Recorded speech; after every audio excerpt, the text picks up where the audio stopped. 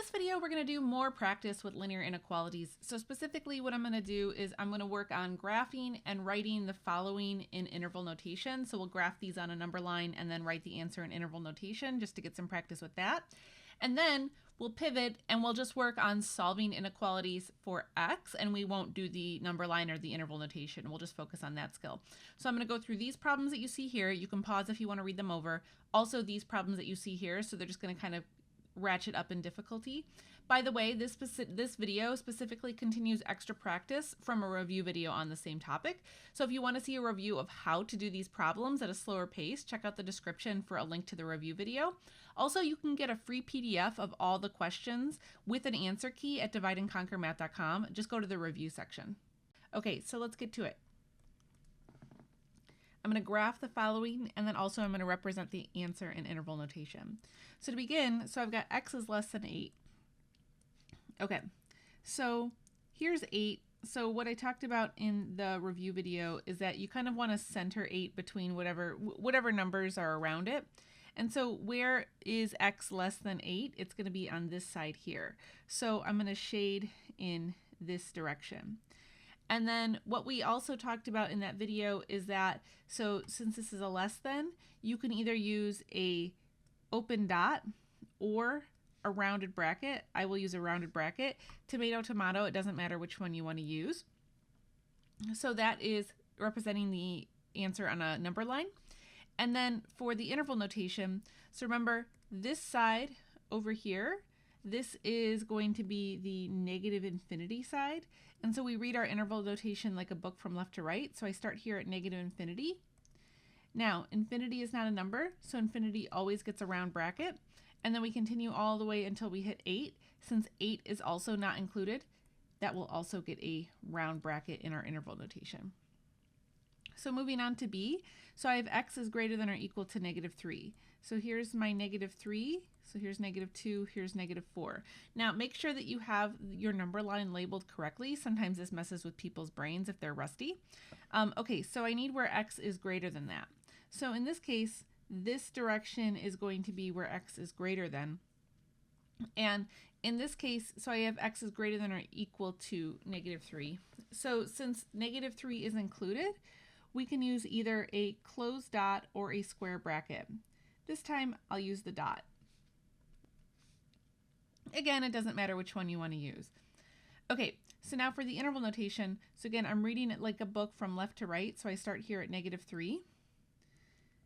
And then I'm continuing off for forever into this direction, so this is the positive infinity direction.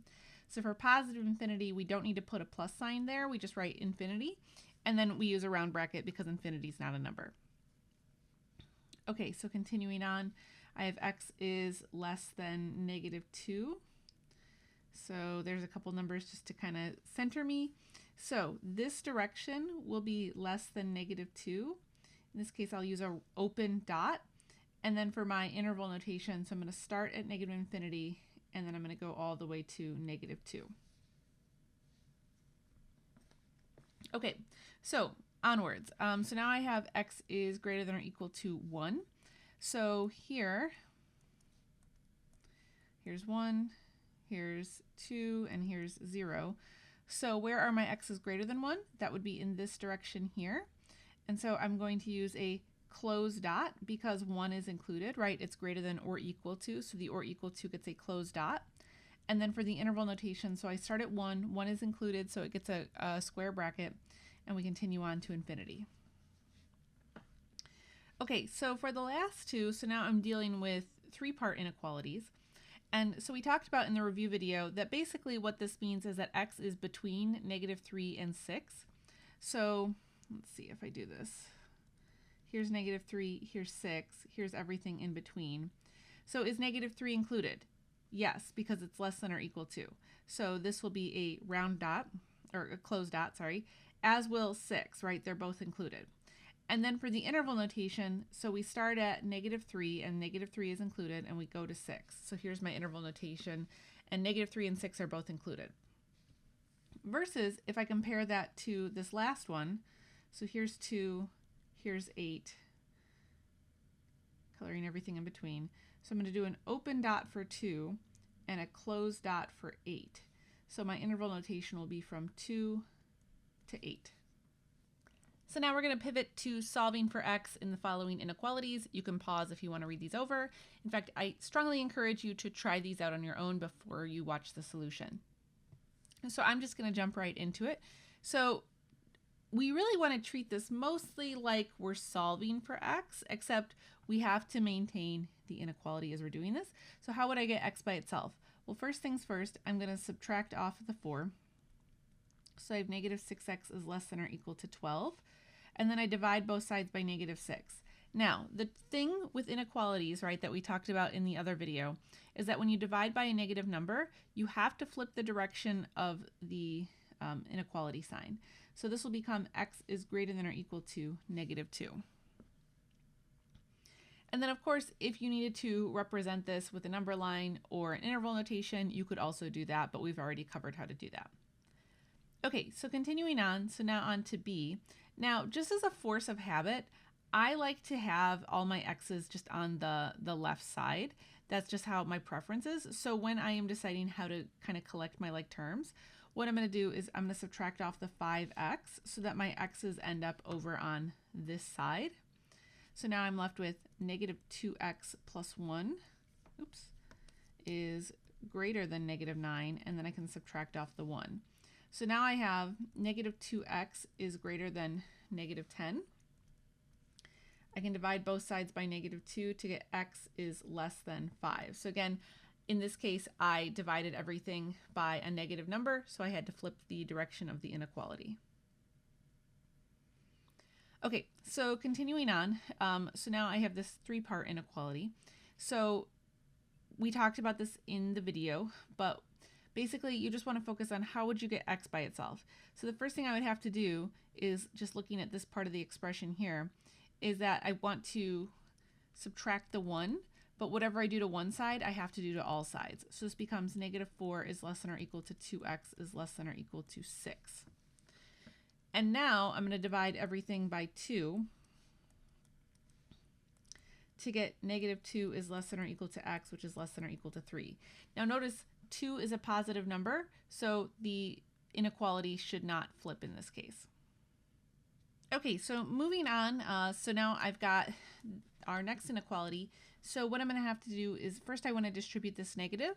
Now I know it can be tempting to do it in your head, but I tend to find that when you do something like that in your head, it's not a hard problem necessarily, but what I find is like you can do it so fast that you might miss something. So I think it's better to distribute the negative like you see here and then collect any like terms. So this becomes x minus 5 is less than or equal to 2x minus 10.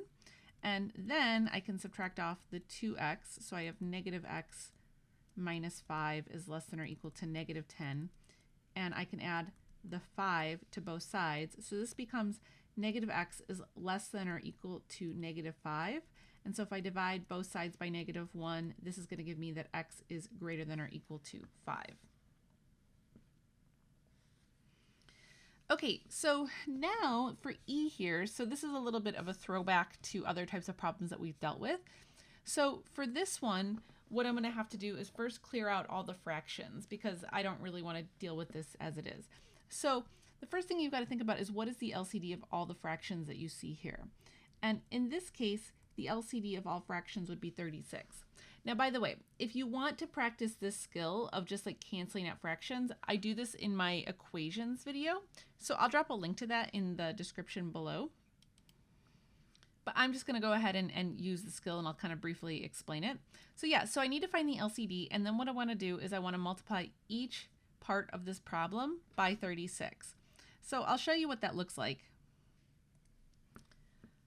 Okay, so you can see that I had 1, 2, 3 different parts of this problem.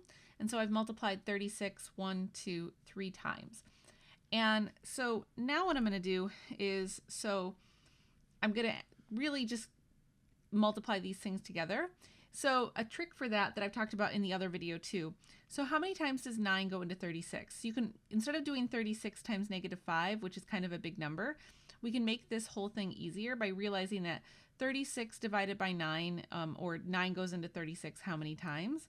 So that would be 4 times. So what I'm left with here is 4 times negative 5. And so this is going to be negative 20. Then next, so 36 divided by 2, or another way, 2 goes into 36 how many times? However you want to think about it is all good, but it goes 18 times. So now I've got to do 18 times 11. And that comes out to 198. And I just realized, actually, sorry about that if you noticed that, I dropped the X here. Okay, so anyways, so now this will be plus 198. And then this is going to be less than, and in this case, just the 36s will drop out. So then this will just be less than 23. So now I can subtract off the 198. So I have negative 20x is going to be less than negative 175. And I can divide both sides by negative 20 to get x is less than negative 175 over 20. Oh, sorry, the negatives canceled out, didn't they? And, ooh, I think I need a little more coffee here, guys. Sorry about that. Okay, so I divide both sides by the negative, flip the inequality. Okay, so I'm left with this. So in this case now, I can divide the top and bottom by 5. So I can simplify this. So 175 divided by 5 will give me 35, and 20 divided by 5 will give me 4. So I can simplify to x is greater than 35 over 4. Okay, so for this one, I have a whole bunch of decimals. And so I talked about in my video on equations how to get rid of the decimals. So I'll just remind you of that technique here. But if you want to see more like that, you can check out my video on equations. So what we're going to do is we're going to move these decimals the maximum amount of decimal places that we see. So this is 1 space, 2 space, 1 space, 2 space. So we're going to move all of these decimals over 2 spaces. So for instance, for this first decimal, this goes from being 8.7 to 870.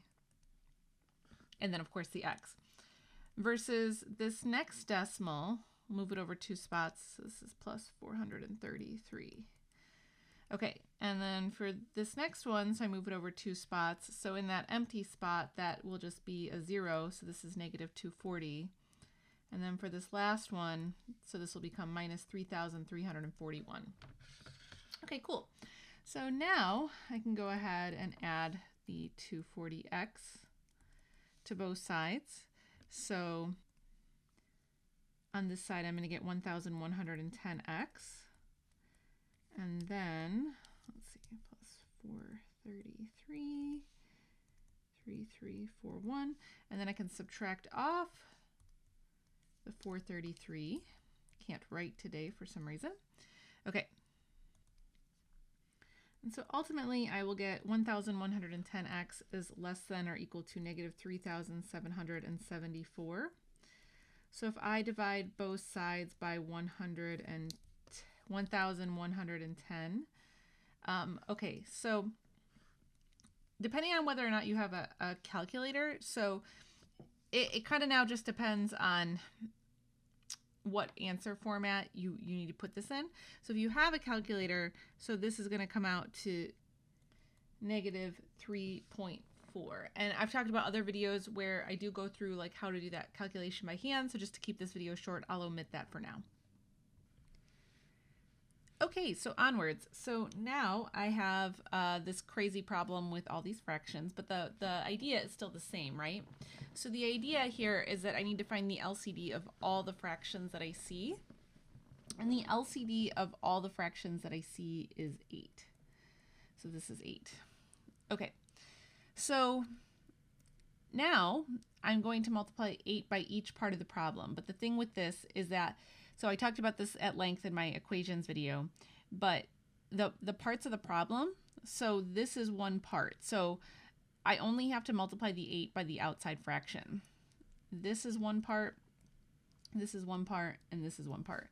So it's whatever is being added or subtracted between each cluster. So now I'll just show you what it means to multiply 8 by all of these things. Okay, so you can see here, right? So I've taken 8 times this first cluster, 8 times this part, 8 times this next cluster, and then 8 times this last part.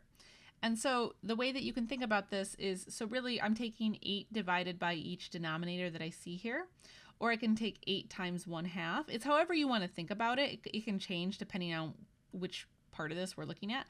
8 times 1/2, 1/2 of 8 is just 4. So I'm just going to write 4 and then the rest of this problem. And then here, so I can either do 8 times 3/4, or if that's kind of confusing to you, you can also think of this as 8 divided by 4. So 8 divided by 4 is 2, and I'm left with 2 times 3. So this will be 6x. So 1/2 of 8 is 4. And in this last one, these 8s drop out. So here is now my simplified problem. So now I can go ahead and distribute. So this will be 4x minus 12 plus 6x is less than or equal to 8x plus 12 plus 3.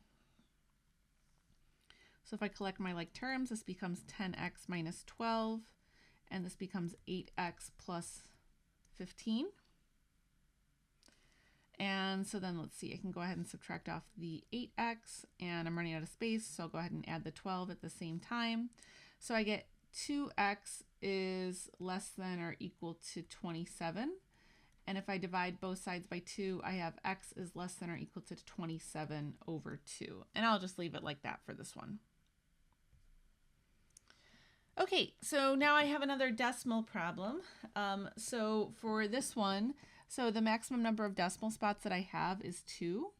But just remember, this works just like with the fractions. So you move each part of the decimals. And in the case on this side, I still have to move the decimals here, right? So here's a part, and here's a part. So you have to move all of those decimals. So this will then turn into 4x plus 12 times 10 minus x is less than 800. Okay, so then I have 4x plus 120 minus 12x is less than 800. So 4x minus 12x will give me negative 8x.